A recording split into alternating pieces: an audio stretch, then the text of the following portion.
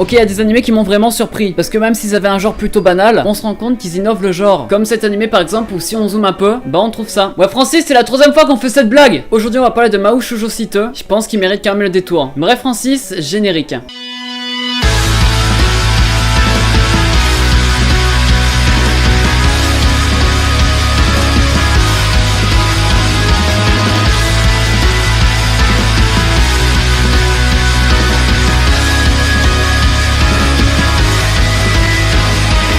Hey salut à tous ces gens, c'est Serge Manga. Aujourd'hui on va parler d'un anime qui est sorti la saison dernière. C'est quelqu'un qui me l'a proposé, donc merci à toi. Si t'as aimé la vidéo, tu peux lâcher un petit like comme d'habitude, ça me ferait super plaisir. Et dis-moi quel est ton anime préféré de la saison dernière. Parce qu'entre nous on n'est pas là pour se le cacher, on est des intimes. Mon plat préféré c'est les lasagnes, c'est juste pour que vous soyez au courant. Bref, Mahou Shoujo Site, ça parle de quoi? Ça nous parle d'une fille du nom de Aya Azagiri. C'est une fille qui se faisait harceler à l'école mais aussi chez elle. Du coup Azagiri pas, c'est parce qu'en fait rit pas, c'est une blague. Sauf qu'un jour elle réfléchissait à se suicider, et c'est là qu'une page internet va s'ouvrir sur son PC, le Mahou Shoujo Site. Et ce site va lui annoncer qu'elle va devenir une magical girl. Et surtout dis pas Magical Girl, c'est pour les filles, je regardais pas parce que celui-là m'a surpris. Et je vais vous dire pourquoi en détail par la suite. Commençons par le commencement avant que l'anime commence. Are you a boy or girl? Ça c'est les pubs quand tu regardes en streaming. L'opening chanté par Iris, et un opening qui va nous parler du malheur des personnages et de leur envie. Tout ça pour dire que le texte est vraiment bien choisi pour l'anime. Visuellement je l'ai pas non plus adoré, mais auditivement il est vraiment lourd. Écoutez-le au moins une fois. Je tiens à vous dire d'avance que cet anime est un shonen, et comparé aux autres shonen il y a quand même un truc de plus. Et si je vous dis ça maintenant, c'est parce que c'est le premier point qu'on aborde dans l'anime. Pourquoi t'as toujours pas lâché de like? Ah si, je te jure, ça parle de ça. Dès le début il parle d'un sujet très important et très sérieux, et c'est un shonen. C'est très important ce que je vous dis parce que ça casse un peu les stéréotypes sur le shonen, etc. En fait on va suivre l'aventure d'un personnage en particulier. Comment ça fonctionne pour devenir une magical girl? Et ben en fait faut être malheureux de fou. C'est le cas du personnage principal que nous on va suivre, qui en fait se faisait persécuter à l'école mais aussi chez elle, elle se faisait frapper, etc. Et c'est le cas aussi de tous les autres personnages. Une enfance brisée, des personnes proches qui ont disparu. Bref, ils ont tous un même point commun, ils sont en bas à ma chaîne. Enfin du coup ça serait peut-être pour ça qu'ils seraient malheureux. Juste pour venir en fait que je vous ai dit au début que c'était un shonen, et les gens qui disent que les shonen c'est pour les enfants, c'est pas vrai. Là par exemple ça parle d'un truc plutôt sensible, dedans ça va parler de viol, etc.,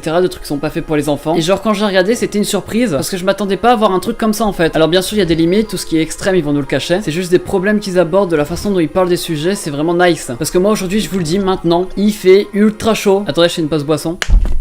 Ça fait du bien. Là où c'était plus compliqué, un peu plus confus, mais toutefois que j'ai quand même bien aimé, c'est genre de comment les personnages vont réfléchir après quand ils vont devenir magical girl. Déjà leur changement moral. Le personnage principal, pour la première fois qu'il va utiliser ses certains pouvoirs, et bah elle va tuer deux personnes. C'est de sa faute ou pas, on sait pas, mais en tout cas moralement elle voulait pas le faire, et du coup forcément ça va l'impacter, elle va avoir un traumatisme. Et c'est avec ce changement moral qu'on va l'avoir pendant tout l'anime. Je crois qu'au niveau du Karazan il y a la juste des cernes en plus, mais bref c'est pour vous dire qu'ils ont des réactions normales humaines, et c'est pas genre elle tue pour le plaisir ou quoi que ce soit, elle a peur de tuer, etc. Vous allez voir, il y a quand même des traits du shonen qui vont arriver sur ça. En tant que spectateur c'est toujours bon d'avoir un suivi psychologique sur les personnages, on s'attache plus facilement à eux, ça crée un petit cercle intime. Les intimes vous pouvez m'appeler, non vous m'appelez pas en fait. Et c'était genre ultra bien de voir le chemin qu'elle va suivre, quel choix elle va faire. Elle va se faire influencer par une fille malheureusement, qui lui disait de se venger de tous les gens qui leur faisaient du mal. Et quoi qu'il arrive, eux ils étaient pas méchants, et que grâce à leur pouvoir c'était leur devoir de rendre le monde meilleur. Un peu une psychologie de Death Note. Malheureusement on va voir que ce choix compliqué au début va être vite oublié par la suite de l'anime, parce qu'ils vont s'attaquer à autre chose. Ils vont avoir des problèmes avec d'autres magical girls, et c'est à ce moment là il va y avoir une nouvelle intrigue. Et je pense que ça c'est un point négatif que j'aurais pu leur reprocher.